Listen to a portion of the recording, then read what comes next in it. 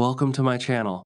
This story is not just for listening, it is for changing something inside you.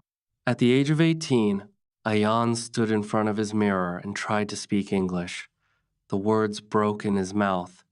His voice shook. He lived in a small town where people laughed quickly and judged faster.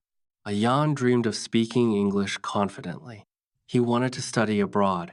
He wanted to stand on a stage one day and speak without fear. But reality was cruel. In college, classmates mocked his pronunciation. Teachers corrected him harshly. Every mistake felt like a slap. At home, his father worked hard and said little. His mother believed silently. She told him, "Learn slowly, but never stop." One day, Ayan failed an oral English test badly. The class laughed. His ears burned. That night, he almost quit. He thought English was not for people like him. Then he found a small video online. A man spoke simple English, slowly, clearly, kindly. The video said, "Broken English is not failure. Silence is." Those words stayed in Ayan's heart. He searched more. He practiced alone at night. He spoke to walls. He repeated sentences again and again. It was painful. It was lonely. But something had started. Ayan did not know it yet, but this moment was the first brick of his confidence. This was not a success story yet. This was the story of choosing not to give up when everything felt heavy. Chapter 2. The next weeks were not magical. They were hard. Ayan woke early and practiced English before college. He listened to simple stories. He repeated lines loudly. His tongue hurt. His confidence did not grow fast. Many days felt useless. At college, nothing changed. Friends still joked. Some ignored him. One day, a new English teacher arrived. Her name was Miss Clara. She spoke gently.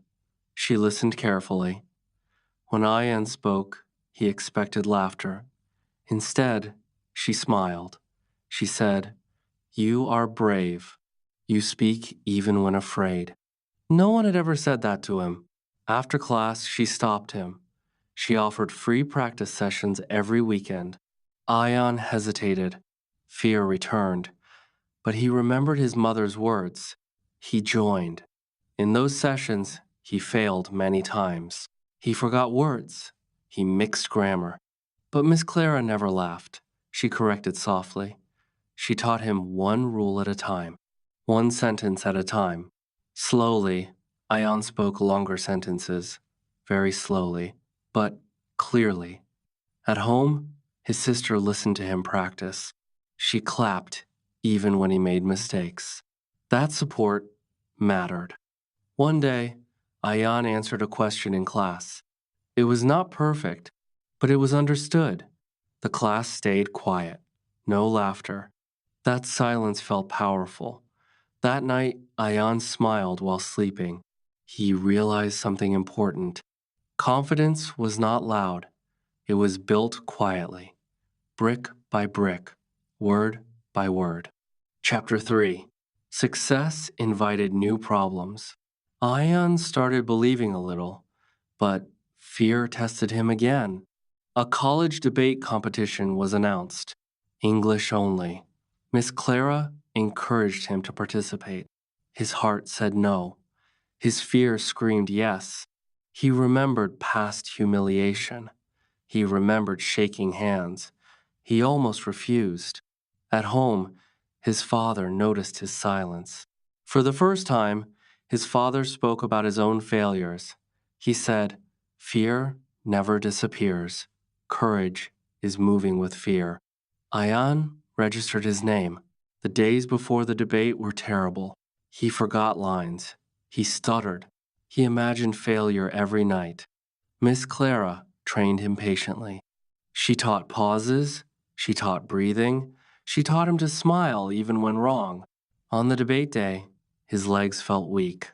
When his turn came, his voice cracked at first. Some people whispered, but he continued, slowly, one sentence at a time. Halfway through, something changed. He stopped thinking about people. He focused on meaning. He finished. He did not win. He did not even place. But people clapped. Real claps. Afterward, one student said, "Your words felt honest." That sentence healed many old wounds. Ayan understood then. Winning was not the goal. Speaking without running was the victory. Chapter 4. Confidence can rise fast, but it can also fall faster. After his small victories, Ayan began to feel different. He spoke more in class. He corrected others. He stopped practicing basic sentences. He believed he was already good enough. Slowly, his discipline faded. Then came a presentation day that changed everything. Ayan stood in front of the class, confident but unprepared. His sentences tangled. Grammar slipped. He forgot simple words. His pauses grew long. Whispers returned. Old laughter echoed again. His chest tightened. When he sat down, shame burned deeper than before because this time he had believed in himself. That night, he did not open his notebook. He avoided English videos. Fear came back quietly. Days passed like this. Miss Clara noticed his absence from practice. She called him and spoke firmly, not kindly. She said confidence without practice is temporary, and ego destroys growth faster than failure. Those words hurt, but they were true.